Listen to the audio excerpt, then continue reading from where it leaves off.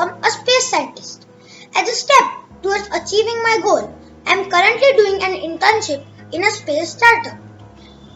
I have also been volunteering at Vikram Sarabhai Space Exhibition, Isro, SAC, for the past 2 years. Today, we are going to talk about types of satellites. So there are mainly 2 types of satellites, natural satellites and artificial satellites. Natural satellites are naturally occurring objects, or you can say bodies, that are orbiting a planet. And artificial satellites are man-made objects that are orbiting a planet. For example, you might know Mangalyaan, that is an artificial satellite. And Moon is a natural satellite. So Earth's moon is a natural satellite.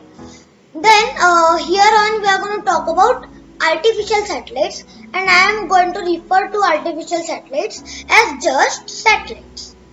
So satellites are of multiple types: communication satellites, navigation satellites, remote sensing satellites, scientific satellites, and interplanetary satellites.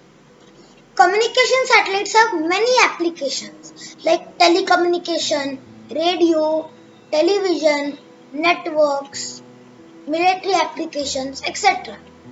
And communication satellites are placed in geostationary orbits. So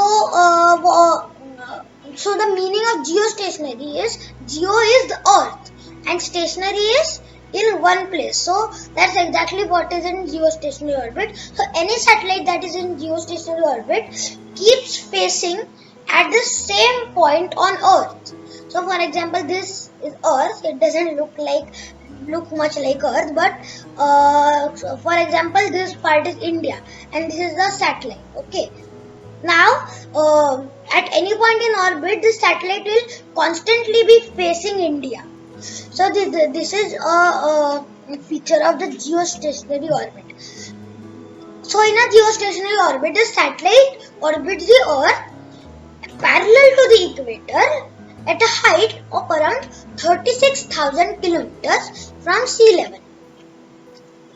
So now let's talk about navigation satellites. You might have used Google Maps. Google Maps uses navigation constellations to track your location. So it can use GPS to track your location. GPS is a constellation of satellites that can track your location. And similarly, there are different constellations like GLONASS and Navig. Navig is India's constellation, and its full form is Navigation through Indian Constellation. So these navigation satellites are placed in multiple orbits like geostationary and geosynchronous.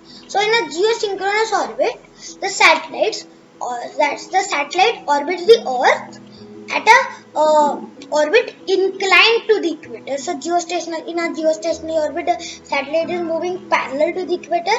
In a geosynchronous orbit, the satellite is moving at an inclined orbit like this. Now let's talk about communication satellites. Remote sensing satellites. So what does remote sensing mean? Remote is from far away and sensing is gathering data about an object. So that's exactly what remote sensing satellites do. They gather data about Earth from far away, from space.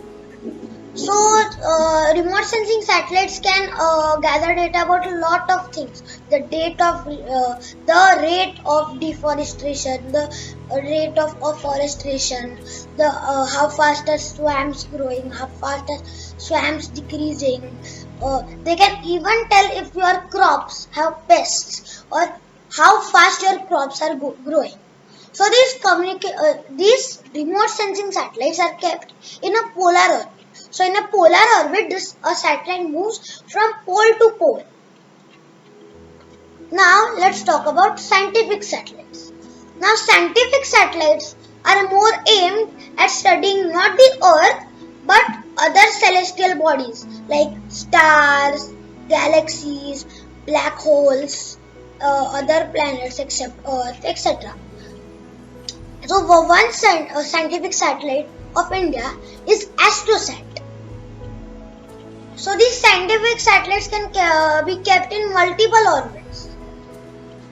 Now let's talk about interplanetary satellites. Now interplanetary satellites are satellites that are not in Earth's orbit, they are in an orbit of another planet. Like Mangalyaan is in orbit of Mars, or Cassini, which actually is, now the mission is ended, but Cassini was orbiting Saturn. Now these are all the satellites that we're going to talk about today. Thank you.